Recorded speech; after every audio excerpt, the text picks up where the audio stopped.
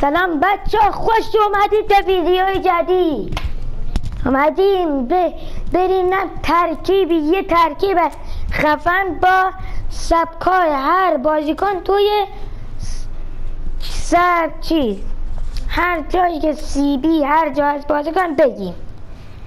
ترکیب 4-2-2-2 باشه. دروازه‌بان شروع میکنیم. دروازه‌بان فرق نداره، اتکینگ هر چی باشه فرق نداره، هر دروازه‌بان فرق نداره. دفاع راستتون یا از این همین که اگه رابرتسون داری رابرتسون بذاری. این سبک رابرتسون خیلی خوبه. یه دفاع بیلداپ، یه دونه دیسترویر، بعد دیسترویر یه دونه بذاری. من الان اینجا انکرمن گذاشتم جای دیسترویر، ولی دو تا دیسترویر یه دونه بیلداپ این ور. بچه ها خط دفاع اینجوریه. زنگ لاین بال کانتر خیلی جمع. دی ام اف یه دونه باکس تو باکس، این دو تا باکس تو بزن. انکرمن یا دیسترویر داشتید دی ام اف حتما بذارید، برای دی ام اف عالی هن دیسترویر و اینا. ولی من دو تا، یه دونه دی ام اف با باکس تو باکس، یه دونه دی ام اف باکس تو. بعد ای ام اف ها، یه ای ام افی باشه که هم پاس داشت، هم دیریب، هم کاتو کاشته زنی، فینیشینگ هم یه ذره با کیکین پاور. میخواد مثلا شوت از پشت محبت خاص بزنه، کیکین پاور رو. فینیش مهمه، بالانسش هم مهمه. اینا مهمه. این سبک مثلا اینجا میتونه هول پلیر اینا بذاری، چی بود اینا هول پلیر هم میشه.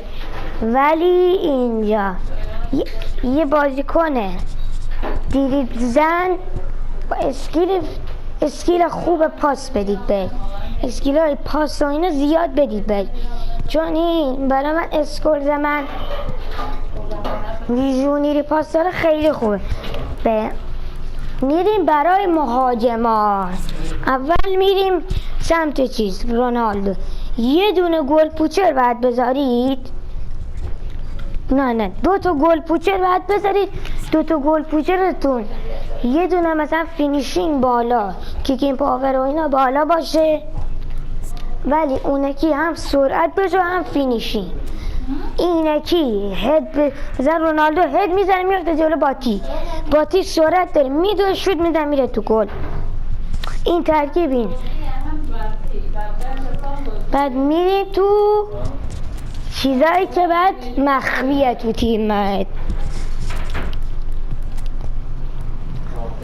میندازی روی دفاع چپت رو بنداز بره جلو. دی ام اف تو اینا هست. این دی ام اف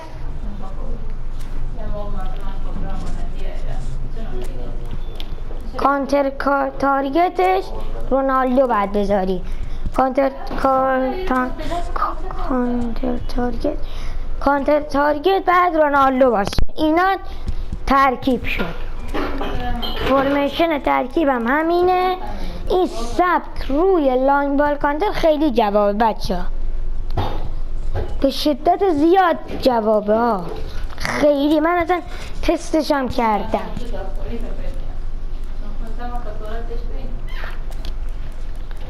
امیدوارم از این ویدیو خوشتون اومده باشه.